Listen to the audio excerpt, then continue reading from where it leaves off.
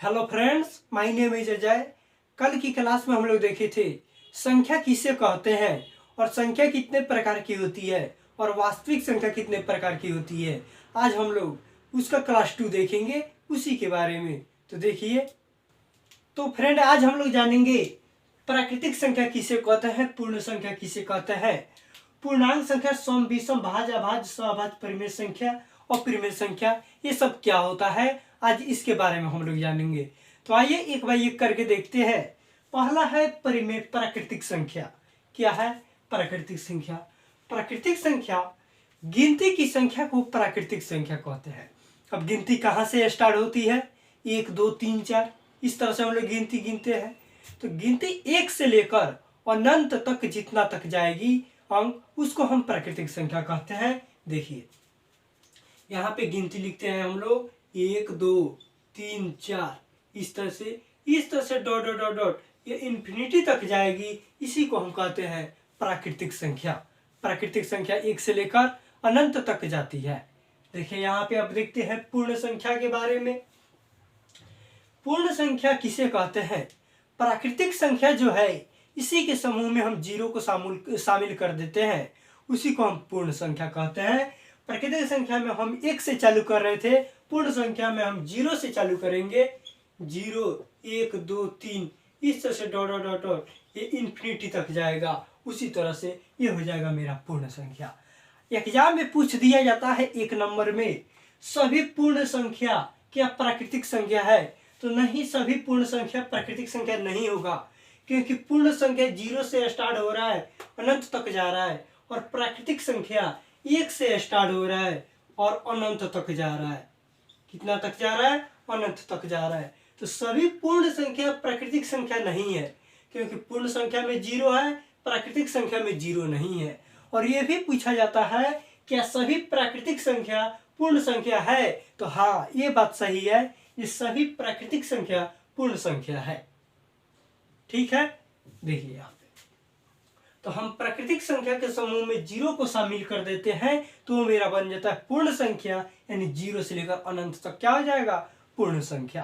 अब देखिए, अब हम देखते हैं पूर्णांक संख्या के बारे में। पूर्णांक संख्या क्या होता है? देखिए पूर्णांक संख्या क्या है, ये इन्फिनिटी से ही चलता है, और उधर से आएगा माइनस में, अंक लास्ट में आएगा तो माइनस में आएगा। माइनस में आते आते यहाँ से इस तरह से ये होगा -5, -4, -3, -2, -1, डॉट डॉट डॉट डॉट, -1, इस तरह से 0 कर दीजिए, -1 0 1 2 3, इस तरह से डॉट डॉट डॉट करके ये क्या जाता है? इन्फिनिटी तक ही जाता है। पूर्णांक संख्या क्या है? पूर्णांक संख्या इन्फिनिटी से शुरू होता है और इन्फिनिटी तक ही जाता है, यानी कोई भी अंक हो वो मेरा क्या हो जाएगा? पूर्णांक हो जाएगा। माइनस में हो या प्लस में हो, वो सभी मेरा क्या हो जाएगा? पूर्णांक हो जाएगा। यहां पर देखिए एक बात भूल गए हैं, प्राकृतिक संख्या को हिंदू अरबी संख्या भी कहते हैं। क्या कहते हैं? हिंदू अरबी संख्या भी कहते हैं। इसको ध्यान में रखिएगा, एग्जाम में ये भी पूछ सकता है 50 लगातार हिंदू अरबी संख्या की माध्य है। इस तरह से माध्य माध्यिका में भी इसका जरूरत आएगा। एपी जीपी एपी पढ़ेंगे आप लोग, समांतर श्रेणी, उसमें भी इसका जरूरत आएगा। तो ये सब आपको ध्यान में रखना एकदम जरूरी होगा। और ये भी याद रखिएगा, प्राकृतिक संख्या को हम हिंदू अरबी संख्या भी कहते हैं। देखिए यहाँ पे मेरा पूर्णांक संख्या हो गया, इन्फिनिटी से लेकर इन्फिनिटी तक ही जाएगा, कोई भी अंक सब मेरा क्या हो जाएगा? पूर्णांक संख्या हो जाएगा। अब देखिए, अब हम देखते हैं सम संख्या के बारे में। सम संख्या क्या है? ऐसी संख्या जो 2 से विभाजित हो जाए। क्या? ऐसी संख्या जो 2 से विभाजित हो जाए, वही मेरा क्या हो जाएगी? सम संख्या हो जाएगी। जैसे में 2 4 6 8, इस तरह से मेरा ये सब क्या हो जाएगा? सम संख्या हो जाएगा। 2 2 से कट जाएगा, 4 भी 2 से कट जाएगा, 6 भी 2 से कट जाएगा, 8 भी 2 से कट जाएगा। तो इस तरह से ऐसी संख्या जो 2 से विभाजित हो जाए, वही मेरा क्या हो जाएगी? सम संख्या हो जाएगी। देखिए यहाँ पे अब देखते हैं हम विषम संख्या के बारे में। विषम संख्या क्या है? ऐसी संख्या जो 2 से विभाजित न हो। क्या? ऐसी संख्या जो 2 से विभाजित न हो वही क्या हो जाएगी? विषम संख्या हो जाएगी। जैसे में देखिए यहाँ पे हम दे दे 1 3 5 7 डॉट डॉट डॉट और इस तरह से लास्ट तक जाएगी ये भी। तो इस तरह से जो ये 1 3 5 7 है ये सभी संख्या क्या होगा? 2 से विभाजित नहीं होगा। तो यही विषम संख्या कहता है। ऐसी संख्या जो 2 से विभाजित न हो वही क्या होती है? विषम संख्या होती है। ध्यान में रखिएगा। देखिए अब हम देखते हैं भाज्य संख्या। भाज्य संख्या के बारे में देखते हैं। भाज्य संख्या देखने के पहले हम पहले अभाज्य संख्या देख लेते हैं, इसके बाद हम भाज्य संख्या देखेंगे तो थोड़ा ज्यादा समझ में आएगा। देखिए अभाज्य संख्या देखते हैं हम। अभाज्य संख्या क्या है? ऐसी संख्या जिसका केवल 2 गुणनखंड हो वही क्या हो जाएगी? अभाज्य संख्या हो जाएगी। अब वो दोनों गुणनखंड कौन सी होनी चाहिए? देखिए यहाँ पे जैसे में हम लिख दे यहाँ पे 3 लिख दिए तो 3 का इसका गुणनखंड क्या हो जाएगा? एक तो 1 होगा और एक स्वयं 3 ही होगा। तो हम बोले ऐसी संख्या जिसका केवल 2 गुणनखंड हो वही अभाज्य संख्या कहलाती है। तो इसका केवल 2 गुणनखंड क्या हो जाएगा? 1 और 3 हो जाएगा। 1 से भी 3 कट जाएगा और 3 से भी 3 कट जाएगा। तो इसका 2 गुणनखंड क्या हो जाएगा? 1 हो जाएगा और 1 ये स्वयं संख्या ही हो जाएगा। तो इस तरह की संख्या को हम क्या कहते हैं? अभाज्य संख्या कहते हैं। अगर हम लिख दें यहाँ पे 8, बोले या अभाज्य संख्या है या नहीं? 8 लिख दे, बोले अभाज्य संख्या है या नहीं?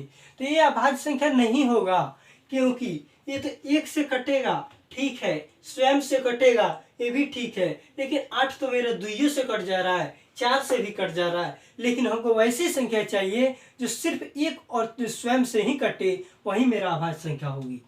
तो यहाँ पे क्या हो जाएगा? इसका गुणनखंड 2 से ज्यादा हो जा रहा है, तो ये मेरा नहीं होगा। यहाँ पर 5 लिख दे, बोले क्या ये अभाज्य संख्या है? तो हाँ, 5 तो एक अभाज्य संख्या है, क्योंकि 5 का केवल 2 गुणनखंड है, 1 और स्वयं 5। दूसरी कोई संख्या से 5 में भाग नहीं लगेगा, इसलिए 5 का केवल यही गुणनखंड 5 मेरा क्या हो जाएगा? अभाज्य संख्या हो जाएगा। अगर हम लिख दे फ्रेंड यहाँ पे 7, बोले क्या ये अभाज्य संख्या है या नहीं? तो 7 मेरा क्या हो जाएगा?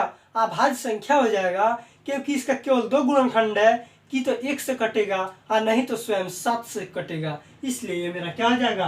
अभाज्य संख्या हो जाएगा। अब देखिए, अब भाज्य संख्या हम लोग देखते हैं। भाज्य संख्या होती है वैसी संख्या जो जिसका 2 से ज्यादा गुणनखंड हो। क्या?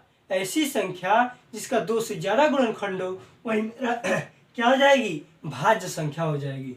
देखिए यहाँ पे जैसे में हम 4 लिखे थे, ठीक है, और 4 तो 1 से भी कटेगा, स्वयं से भी कटेगा और ये 2 से भी कट जाएगा। इस तरह से मेरा यह क्या हो जाएगा? 2 से ज्यादा हो जाएगा।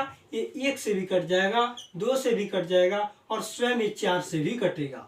तो इसका 2 से ज्यादा गुणनखंड आ गया, इसलिए मेरा क्या हो जाएगा? ये भाज्य संख्या हो जाएगा।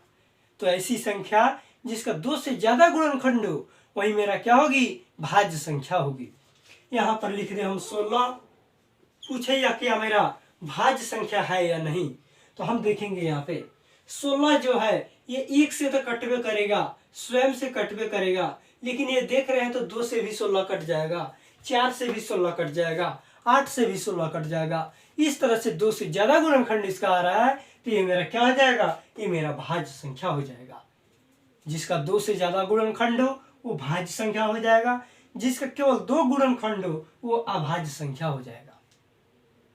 अब 2 गुणनखंड वो क्या होगा? एक स्वयं होगा और एक होगा, और भाज्य संख्या में 2 से ज्यादा गुणनखंड यानी स्वयं और 1 के अलावा और किसी संख्या से कट जाए तो वो मेरा क्या हो जाएगा? भाज्य संख्या हो जाएगा। अब देखिए, अब हम देखते हैं स्वाभाज्य संख्या के बारे में। स्वाभाज्य संख्या क्या होती है? अब हम देखते हैं स्वाभाज्य संख्या के बारे में। ऐसी 2 संख्या जिसका HCF निकालने पर 1 आता हो वही मेरा क्या हो जाएगी? स्वाभाज्य संख्या हो जाएगी। जैसे में हम फ्रेंड लिख दे यहाँ पे 3 लिख दे, 5 लिख दे, ये जब भी रहेगी, दो संख्या रहेगी अपने पास में, तो यहाँ पे 3 है और यहाँ पे 5 है। बोले यह क्या स्वाभाज्य संख्या है कि नहीं? तो हमें इसको कैसे पहचानेंगे? इसको और इसका, ये दोनों का हम HCF निकालेंगे। अगर HCF इसका 1 आ गया तो ये स्वाभाज्य संख्या है। अगर HCF 1 नहीं आया तो ये स्वाभाज्य संख्या नहीं होगा। तो देखिए यहाँ पे HCF तो निकालना आप लोग जानते ही होंगे। यहाँ पे 3 है, 3 का HCF निकालेंगे, 3 एकम 3, 5 का करेंगे 5 एकम 5, लघुत्तम पहले लेते हैं, उसके बाद 3 बराबर लिखेंगे 3 गुने 1 और 5 बराबर लिखेंगे 5 गुने 1। अब जो दोनों में हो वही क्या होता है? HCF होता है। तो ये दोनों में क्या है? 1 है, तो इसका HCF क्या हो जाएगा? 1 हो जाएगा। तो HCF जब 1 आ गया, ये HCF जब 1 आ गया तो ये मेरा क्या हो जाएगा? स्वाभाज्य संख्या हो जाएगा। देखिए फ्रेंड, कोई भी संख्या हो, कोई भी क्या हो, कोई भी संख्या हो, यहाँ पर लिख दे 8 लिख दे, यहाँ पर लिख दे 7 लिख दे, बोले क्या ये स्वाभाज्य संख्या है या नहीं? तो ये कैसे होगा? ये दोनों का HCF निकालेंगे। HCF अगर 1 आ गया तो ये स्वाभाज्य संख्या है, अगर नहीं आया तो स्वाभाज्य संख्या नहीं है। देखिए यहाँ पे 8 का निकालेंगे तो पहले लघुत्तम लेते हैं, 2 एकम 2, ये 7 का करेंगे 7 एकम 7। अब देखिए इसमें भी 1 है और इसमें भी 1 है, सिर्फ ये दोनों में क्या मिलेगा? 1 ही मिलेगा। तो इसका HCF क्या हो जाएगा? 1 हो जाएगा। तो HCF अगर 1 आ गया तो मेरा क्या हो जाएगा? स्वाभाज्य संख्या हो जाएगा। अगर हम यहाँ पे कहे फ्रेंड 8 ले लो और 16 ले लो, बताओ ये क्या स्वाभाज्य संख्या है या नहीं? तो हम क्या करेंगे? 8 का और 16 का HCF निकालेंगे। तो HCF निकालेंगे तो ये देखिए ये नहीं होगा, क्योंकि 2 चौका 8, 2 दूने 4 और 16 का भी करेंगे तो 2 8 16 और 2 चौका 8, 2 दूने 4। इसमें तो 2 2 मिल रहा है, इसमें 3 बार 2 है तो इसमें भी 3 बार 2 मिल जा रहा है। तो इस तरह से तो इसका HCF 1 नहीं आएगा, तो ये मेरा क्या हो जाएगा? ये मेरा स्वाभाज्य संख्या नहीं होगा। तो ऐसी दो जोड़े या ऐसी दो संख्या जिसका HCF निकालने पर 1 आता हो, वही मेरा क्या हो जाएगा? स्वाभाज्य संख्या हो जाएगा। अब देखिए, अब हम देखते हैं परिमेय संख्या के बारे में। परिमेय संख्या और अपरिमेय संख्या ये बहुत ज्यादा इंपॉर्टेंट है। देखिए यहाँ पे इस चैप्टर के द्वारा ये बहुत ज्यादा इंपॉर्टेंट है, परिमेय संख्या और अपरिमेय संख्या। परिमेय संख्या किसे कहते हैं? ऐसी संख्या जो P/Q के रूप में हो, ऐसी संख्या जो P/Q के रूप में हो, जहां Q जो है ये 0 नहीं होना चाहिए एवं P/Q का HCF जो होना चाहिए वो 1 होना चाहिए। क्या होना चाहिए? 1 होना चाहिए। ऐसी संख्या जो P/Q के रूप में हो, जिनका Q नीचे वाला 0 नहीं होना चाहिए और P और Q का HCF निकाले तो 1 आए, वही मेरा क्या हो जाएगा? परिमेय संख्या हो जाएगा। देखिए यहाँ पे अगर हम लिख दे, पूछे आपसे क्या 0 परिमेय संख्या है या अपरिमेय संख्या है, तो आप क्या बताएंगे? 0 एक परिमेय संख्या है। ये ध्यान में रखिएगा, 0 क्या है? परिमेय संख्या है, क्योंकि इसके नीचे बाटा हम 1 कर सकते हैं। लेकिन अगर यही हम पूछे क्या 1/0 मेरा परिमेय संख्या है या अपरिमेय संख्या है, तो देखिए 1/0 आ गया, यानी परिमेय संख्या के नीचे Q की जगह पे 0 होना नहीं चाहिए। तो ये मेरा क्या हो जाएगा? ये मेरा अपरिमेय संख्या हो जाएगा।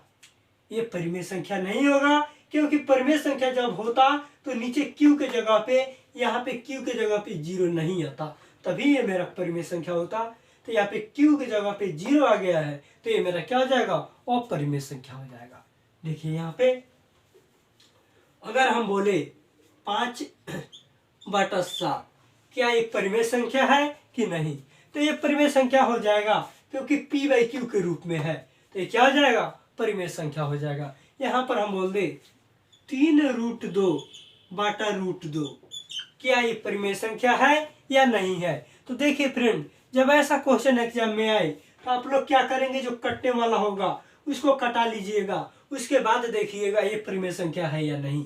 तो देखिए यहाँ पर √2 है, यहाँ पर √2 है, ये तो कट जाएगा, बचेगा 3 आ गया। अब 3 को देखेंगे क्या ये परिमेय संख्या है या नहीं। तो 3 के नीचे हम बाटा 1 तो कर सकते हैं, किसी अंक के नीचे कुछ नहीं होता है तो बाटा 1 जरूर होता है। तो इसका बाटा 1 कर देंगे तो ये क्या हो जाएगा, p/q के रूप में हो जाएगा। तो ये मेरा क्या हो जाएगा, परिमेय संख्या हो जाएगा। आइए देखिए यहाँ पे, और अगर हम करें यहाँ पे 5.77777, बोले क्या ये परिमेय संख्या है या नहीं। तो ये परिमेय संख्या हो जाएगा, ये परिमेय संख्या है, क्योंकि हम यहाँ पे 5 है तो 5 पॉइंट और 7 बार बार आ रहा है तो 7 का बार हम कर देंगे। तो ये मेरा परिमेय संख्या हो जाएगा। आगे चल के हम ये भी प्रूफ करेंगे ये परिमेय संख्या है, तो आखिर ये परिमेय संख्या क्यों है ये भी हम लोग देखेंगे। तो अभी जानिए, इतना ऐसे रहे तो ये परिमेय संख्या होगा। अब देखिए, अगर यहाँ पे ऐसे दे दे 3.47447444447 ... ऐसे दे दे, बोले क्या ये परिमेय संख्या है या नहीं। तो देखिए फ्रेंड, जिसका लिमिट ना हो, यहाँ पे देखिए, यहाँ पे 47 है, यहाँ पे 447 हो जा रहा है, यहाँ पर 4447 हो जा रहा है, यानी बढ़ते जा रहा है, इसका लिमिट नहीं है। ये कौन सा अंक बढ़ रहा है, इसका लगातार देखिए बढ़ते जा रहा है, 1 पर नहीं है। तो ये मेरा क्या हो जाएगा, ये मेरा परिमेय संख्या नहीं होगा। जिसका लिमिट हो, जैसे मैं यहाँ पे 7 था तो 7 ही बार बार आ रहा था, इसके संग दूसरा अंक नहीं आ रहा था। लेकिन यहाँ पे 47, यहाँ पर 47 है, तो यही 4447 बढ़ाते जा रहा है 4 को। तो जब बढ़ते जाएगा ऐसे, तो ये मेरा क्या हो जाएगा, अपरिमेय संख्या हो जाएगा, ये परिमेय संख्या नहीं होगा। देखिए, इस तरह से हम परिमेय संख्या और को पहचानते हैं। देखिए यहाँ पे, अगर हम यहाँ पर दे दे 7 √5 बटा √5, बोले क्या ये परिमेय संख्या है या नहीं। यहाँ पर कर दे 2√5, 3√5 कर दे रहे, 7√5 बटा 3√5, बोले क्या ये परिमेय संख्या है या नहीं। तो देखिए यहाँ पे ये कटने वाला है फ्रेंड, √5 से √5, तो पहले हम कटा देंगे। अब यहाँ पे 7/3 आया, तो 7/3 तो मेरा परिमेय संख्या हो जाएगा, क्योंकि ये p/q के रूप में है। अब देखिए, जब परिमेय संख्या जान गए तो ये अपरिमेय संख्या हो जाएगा। इसी तरह से ऐसी संख्या जो p/q के रूप में न हो, ऐसी संख्या जो p/q के रूप में न हो, ये जो p/q है इसके रूप में नहीं हो, वही मेरा क्या हो जाएगा, अपरिमेय संख्या हो जाएगा। जैसे में फ्रेंड यहाँ पर हम दे दे √5, बोले क्या ये परिमेय संख्या है, तो ये अपरिमेय संख्या है, तो ये अपरिमेय संख्या हो जाएगा, क्योंकि √5 को हम p/q के रूप में नहीं लिख सकते हैं। यहाँ पर दे दे 3√7, बोले क्या ये परिमेय संख्या है या अपरिमेय संख्या है, तो ये अपरिमेय संख्या हो जाएगा, क्योंकि रूट में आ गया है। रूट वाली संख्या कोई भी आएगी क्या हो जाएगी, अपरिमेय संख्या हो जाएगी। पहले कटने वाला होगा तो कटा कर देखेंगे परिमेय है कि अपरिमेय है। अगर नहीं कटने वाला होगा और रूट में होगा तो वो अपरिमेय संख्या हो जाएगा। देखिए यहाँ पे, अगर हम बोले यहाँ पे 7 + 5√5, क्या ये परिमेय संख्या अपरिमेय संख्या है, तो ये मेरा अपरिमेय संख्या हो जाएगा, क्योंकि यहाँ पे रूट में आ गया, और जब रूट में आ गया तो ये क्या हो जाएगा, अपरिमेय संख्या हो जाएगा। तो ऐसी संख्या जो p/q के रूप में ना हो, वही मेरा क्या हो जाएगी, अपरिमेय संख्या हो जाएगी। तो इस तरह से हम अपरिमेय संख्या पहचानते हैं। उम्मीद है आपको समझ में आ गया होगा। अगर कहीं भी डाउट हो तो कमेंट बॉक्स में जरूर लिखिएगा, हम उसका रिप्लाई जरूर देंगे। चलिए रहने देते हैं, आज के लिए इतना ही।